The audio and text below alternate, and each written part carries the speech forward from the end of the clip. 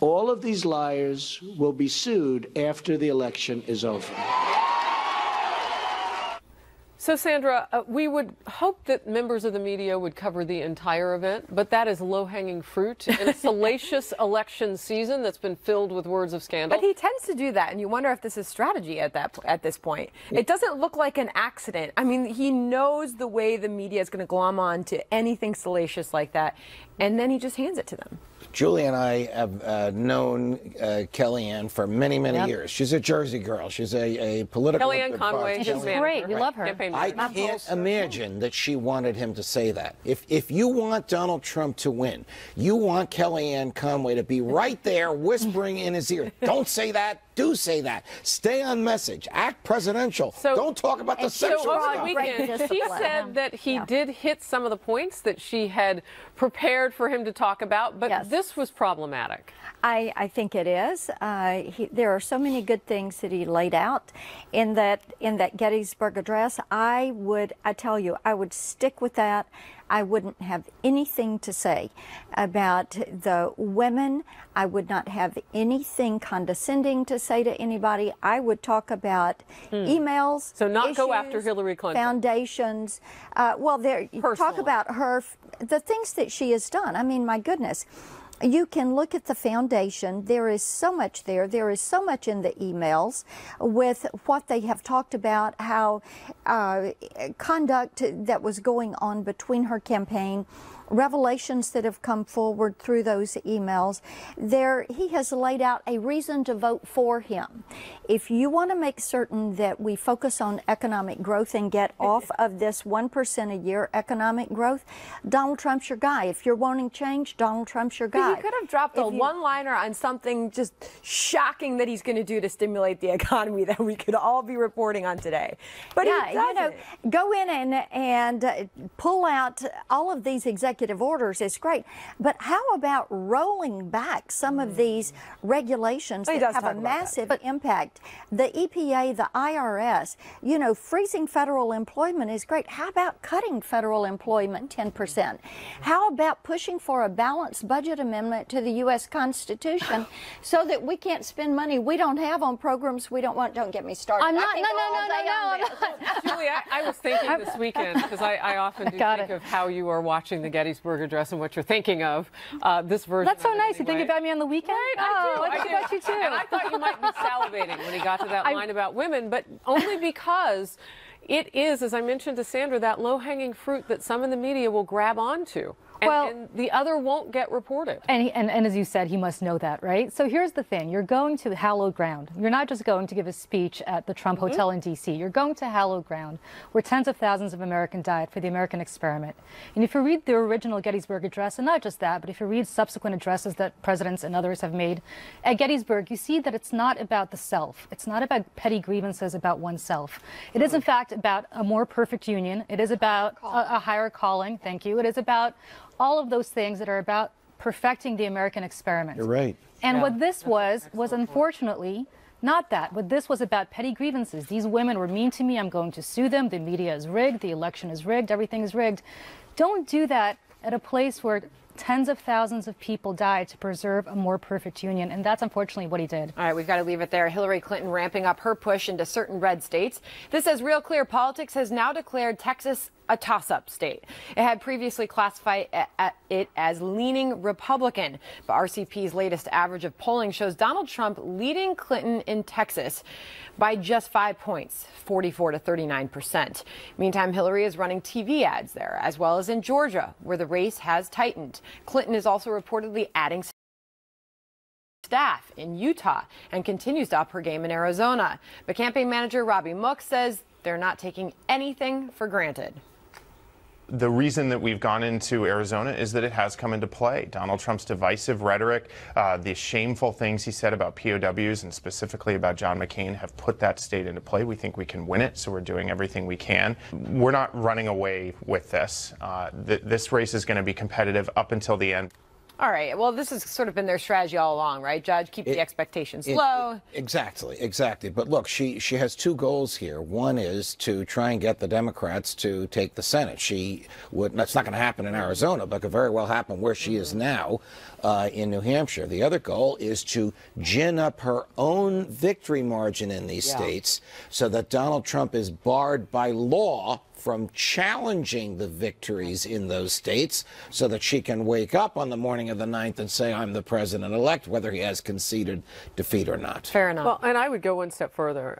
She wants to get probably as close as she can to what would look like a mandate. Yes. She's not going to get a mandate because from all the numbers and when you factor in the others who are on the ballots in these states, and if you look at the electoral votes, the count as it stands right now, probably not a mandate. But to try to get it as close, then she also with conviction can say, if the Democrats can take the Senate, we've got the voice. May I actually say something about that? Because Obama was the first president, I think, in a couple of generations to win over 50% both times, in 2008, 2012. I believe since Eisenhower, I'm not positive.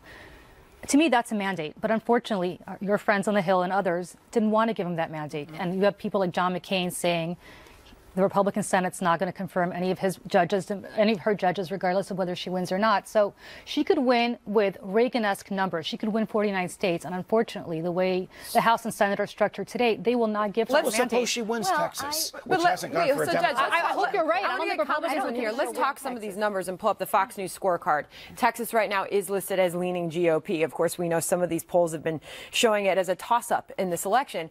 Congresswoman, looking at this map right now, where are you concerned?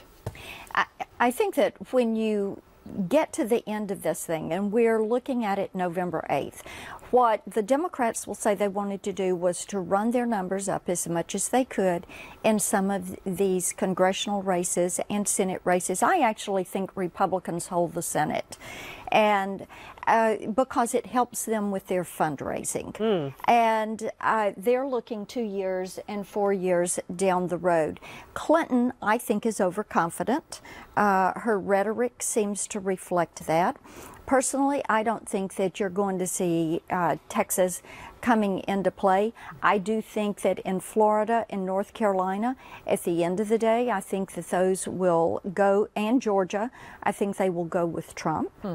And, you know, same for Utah. Is that assuming he's got a lot of work ahead of him the next couple weeks? Yes, and I think that by their saying, well, we're shifting resources, places where they've shorted up, sure, they're going to take those field people and send them to Utah or send them to Florida. Specifically with Texas, though, that's a border state. And we know where the conversation started with Donald Trump a year and a half ago, and that was with building the wall and those illegal immigration issues that are close to home to those people who live in border states. And when you go into South Texas, they will tell you they want to get that border secure, as they do in southern Arizona. That is of great concern. All right, just a couple more weeks to go. And meanwhile, they risk their lives on the battlefields to keep us safe. Now, thousands of National Guardsmen being ordered to pay back their enlistment bonuses, or else.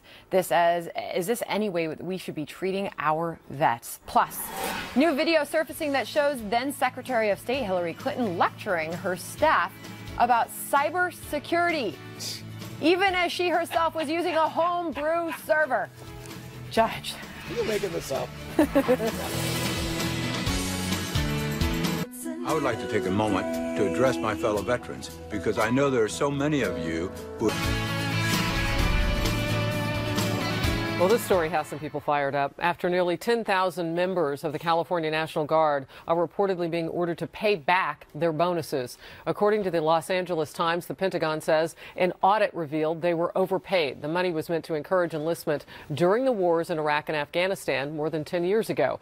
If the soldiers refuse to pay back that money, they could risk being fined or taxed even more. And now those soldiers are stunned, finding themselves suddenly in debt and feeling very betrayed. House Majority Leader Kevin McCarthy says he's outraged. Quote, "It is disgraceful that the men and women who answered their country's call of duty following September 11th are now facing forced repayments of bonuses offered to them. Our military heroes should not shoulder the burden of military recruiters' faults from over a decade ago," end quote. The California National Guard says its hands are tied on this and that it has to follow the law. Congresswoman, your thoughts? Oh, this is absurd. The six-figure salaried bureaucrats over in the Pentagon who made the mistake are the ones that need to be held accountable for this. I mean, it is ridiculous when you look at they can't seem to take care of the veterans. They make a mistake like this. And in the audit, instead of going after the bureaucracy that made the mistake, they go after the troops. This is unbelievable. Just to give you one personal example. Unbelievable. One former Army captain says he refinanced his home mortgage to pay back his $25,000 re-enlistment. So this look, is awful. These troops signed contracts with the Pentagon, and the contract said that the numbers varied, 10,000, 15,000, 25,000. Here's your enlistment bonus. The contract is an enforceable legal document. If the people who signed it plied with their end of the contract, It's the bureaucracy that made the mistake. But the political issue here cannot be overlooked. President Obama, with the stroke of a pen in an executive order or a phone call, could stop this from happening. All right, it is so exquisitely unfair that he permits it to happen. So here's my confusion about it. Some are calling it a mistake. Could it possibly be something else? What else could it be? What else could it be? Well, I don't know. I mean, they put this in motion, right? They had the contracts there. They know that reaching back and trying to claw back that money, what does it do? What does it serve? Causes ruination. Listen, if I owe you money and I don't pay you and you don't sue me for 6 years and 1 day, you can't sue me forever. But if you owe the government money, guess how long the statute of limitations is? Forever. Right. So this See, hurts here's the very thing, fighting Harris. forces that are already shrinking. That's right. And you've got other agencies, whether it is HHS or CMS or the EPA or the IRS, they will all come to you retroactively when it is a mistake that they have made or a decision that they have delayed.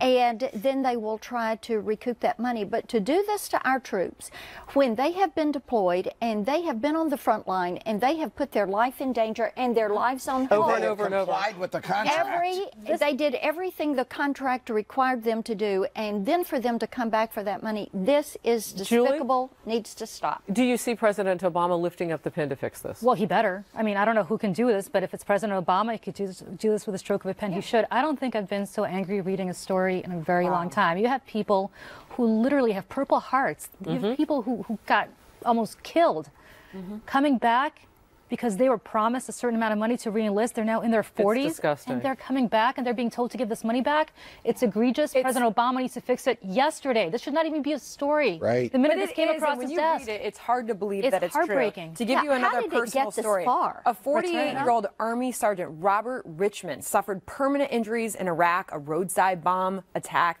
had previously served 20 years in the Army. He is refusing to give back. He got a $15,000 bonus. His words, I signed a contract that I literally risked my life to Good for fulfill. him. You know what? Yeah. Good for Well, and him. the problem, too, is that it takes a tremendous amount of money to sue. And so they would have to gather themselves all together. Many Yes. of them are still recovering from their injuries. I mean, that is PTSD. insult upon Which injury. stays with them. Really scary. Yes. And you know, Judge, you'll be the first person to agree with me on this. The government has unlimited resources to sue you. Of course. When you're the little guy, you have no resources Yeah. to sue them. Correct. The fact that these people have to even go to court to get what's owed to them sad. is egregious. But the way the So- law is worded, the government does not have to go to court. The government can just claw it back. You can claw it back. Wa- The government garnishing can claw it back. wages. It's- You put it, I asked, could it be something other than a mistake? And you said a delayed decision. I mean, so even if it were the original mistake, by delaying this, you're penalizing these people even further. That's exactly right. All right, Out we'll of move control. on. New calls for the FBI to investigate after a top House lawmaker said Hillary Clinton's lawyer may have exposed Clinton's email server to China, effectively putting national security secrets up for grabs. More on that.